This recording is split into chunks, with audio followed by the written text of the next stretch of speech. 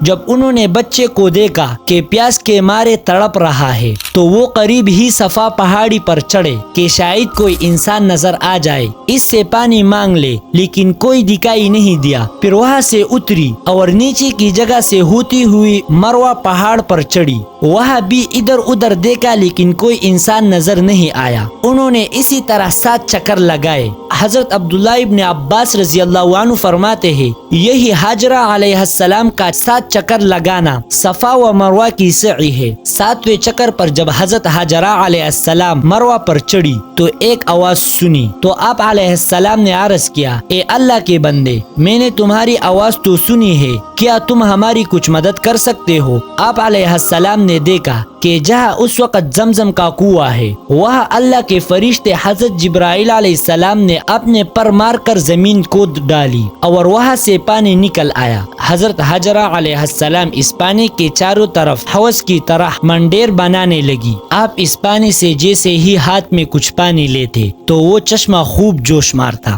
حضرت عبداللہ ابن عباس رضی اللہ عنہ فرماتے ہیں کہ اللہ کے پیغمبر صلی اللہ علیہ وسلم نے فرمایا، اللہ امی اسماعیل پر رحم فرمائے، اگر وہ زمزم کو اپنے حال پر چھوڑ دیتے تو یہ ایک بہتا ہوا چشمہ بن جاتا۔ حضرت ہاجرہ علیہ السلام نے اس چشمے سے خود بھی پانی پیا اور بچے کو بھی پلایا۔ فرشتے نے کہا، تمہیں یہاں ڈرنے کی کوئی ضرورت نہیں، یہ اللہ کا گھر ہے اور یہ گھر یہ بچہ اور ان کا والد مل کر بنائیں گے، یعنی حضرت ابراہیم اور حضرت اسماعیل علیہ السلام دونوں اللہ کا گھر بنائیں گے اور اللہ اپنے گھر کی حفاظت کرنے والوں کو ہلاک نہیں کرے گا۔ اس وقت بھی بیت اللہ کی بنیادیں زمین سے اٹھی ہوئی تھی، جب بھی بارش کا پانی آتا تو دائیں بائیں سے گزر جاتا۔ حضرت ہاجرہ علیہ السلام نے وہاں پر کافی وقت گزارا۔ پانی نکلنے کے چند ہی دن بعد جرہم قبیلے کے کچھ لوگ قریب سے گزرے تو انہوں نے وہاں پر ایک پرندے کو اڑتا ہوا دیکھا، جس سے انہوں نے اندازہ لگایا کہ یہاں ضرور پانی ہے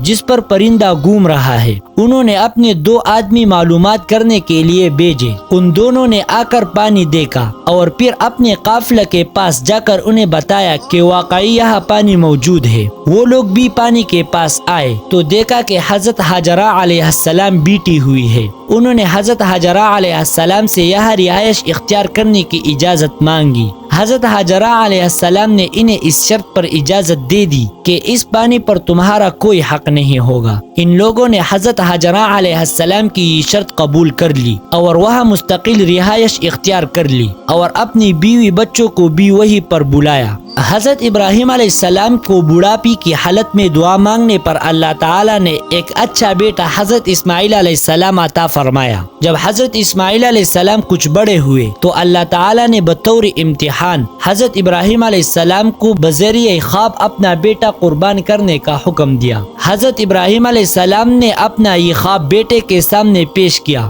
تو وہ بھی اللہ تعالیٰ کے لیے قربان ہونے کے تیار ہو گئے۔ حضرت ابراہیم علیہ السلام بیٹے کو لے کر قربان کرنے کے لیے مینا کے میدان میں پہنچ گئے۔ جب حضرت ابراہیم علیہ السلام نے بیٹے کو لٹا کر قربان کرنے لگے تو اللہ تعالیٰ نے حضرت اسماعیل علیہ السلام کی جگہ ایک مینڈے کے قربان کروا کر آپ علیہ السلام کی سنت کو بعد میں آنے والے لوگوں کے لیے جاری کر دیا، جیسے کہ قرآن مجید میں ارشاد ہے، پھر جب وہ بیٹا ان کے سامنے دوڑنے کی عمر کو پہنچا تو ابراہیم علیہ السلام نے کہا، اے میرے بیٹے، میں نے خواب میں تمہیں ذبح کرتے ہوئے دیکھا ہے، اب تم بتاؤ تمہارا کیا رائے ہے؟ بیٹے نے کہا، اے ابا جان، آپ کو جو حکم ملا ہے اس کی تعمیل کیجئے، اگر اللہ تعالیٰ نے چاہا تو آپ ضرور مجھے صبر کرنے والوں میں سے پائیں گے۔ آخر کار جب ان دونوں نے اللہ کا حکم مان لیا اور ابراہیم علیہ السلام نے بیٹے کو ذبح کرنے کے لیے پیشانی کی بل لٹا دیا تو ہم نے انہیں آواز دی، اے ابراہیم، تم نے اپنا خواب سچ کر دیا، بے شک ہم نیکی کرنے والوں کو ایسا ہی اچھا صلہ دیا کرتے ہیں۔ بلا شبہ یہ ایک بہت بڑا امتحان تھا اور ہم نے ایک بڑا ذبیحہ یعنی مینڈا اس اسماعیل علیہ السلام کی فدیے میں بیچ دیا اور اسماعیل علیہ السلام کو چھڑا لیا اور ہم نے ان کا ذکر خیر یعنی تعریف آئندہ آنے والی نسلوں میں باقی رکھا۔ ابراہیم علیہ السلام پر اللہ کا سلام ہو، ہم نیکی کرنے والوں کو اسی طرح اچھا بدلہ دیا کرتے ہیں، بلا شبہ وہ ہمارے مومن بندوں میں سے تھے۔ حضرت عبید بن عمیر رضی اللہ عنہ فرماتے ہیں، انبیاء علیہم السلام کے خواب بھی وہی ہوا کرتے ہیں، یہ اللہ تعالیٰ کی طرف سے حضرت ابراہیم علیہ السلام کی بہت بڑی آزمائش تھی۔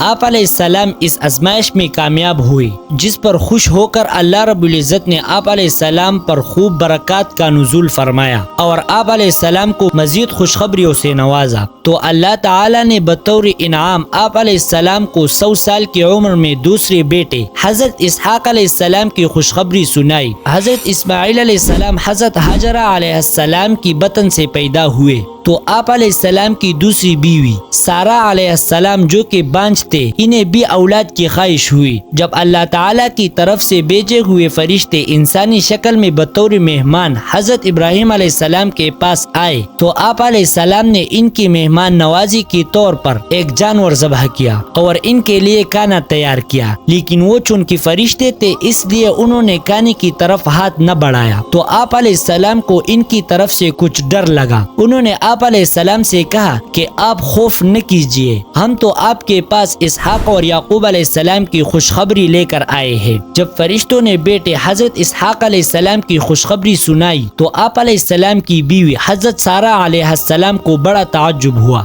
جیسے کہ قرآن مجید میں ارشاد ہے، ہم نے ابراہیم علیہ السلام کو اسحاق علیہ السلام کی خوشخبری دی جو نیک لوگوں میں سے نبی بننے والے تھے۔ حضرت ابراہیم علیہ السلام کو اللہ تعالیٰ نے جو بھی حکم دیا آپ علیہ السلام نے اس کی فوراً تکمیل کی اور ہر امتحان میں کامیاب ہوئے۔ اللہ تعالیٰ نے آپ علیہ السلام کے کامیاب ہونے پر آپ علیہ السلام پر اپنی رحمتوں کا نزول فرماتے ہوئے آپ علیہ السلام کی اولاد میں برکتیں پیدا فرمائے اور آپ علیہ السلام کے اعمال کو بعد میں آنے والی امتوں کے لیے عبادت بنا دیا۔ جب حضرت اسماعیل علیہ السلام جوان ہوئے تو اللہ تعالیٰ نے آپ علیہ السلام کو اپنا گھر تعمیر کرنے کا حکم دیا، چنانچہ حضرت ابراہیم علیہ السلام مکہ آئے اور حضرت اسماعیل علیہ السلام کے ساتھ مل کر بیت اللہ کی بنیادیں اونچی کر دی، جیسے کہ قرآن مجید میں ارشاد ہے، اور یہ بھی یاد کرو جب ابراہیم اور اسماعیل علیہ السلام بیت اللہ کی بنیادیں اونچی کر رہے تھے تو وہ یہ دعا کر رہے تھے، اے ہمارے رب اس عمل کو ہماری طرف سے قبول فرما، بے شک آپ ہی سب کی سننے والے ہیں، سب کچھ جاننے والے ہیں۔ اے ہمارے رب ہم دونوں کو اپنا فرمانبردار بنا لیجئے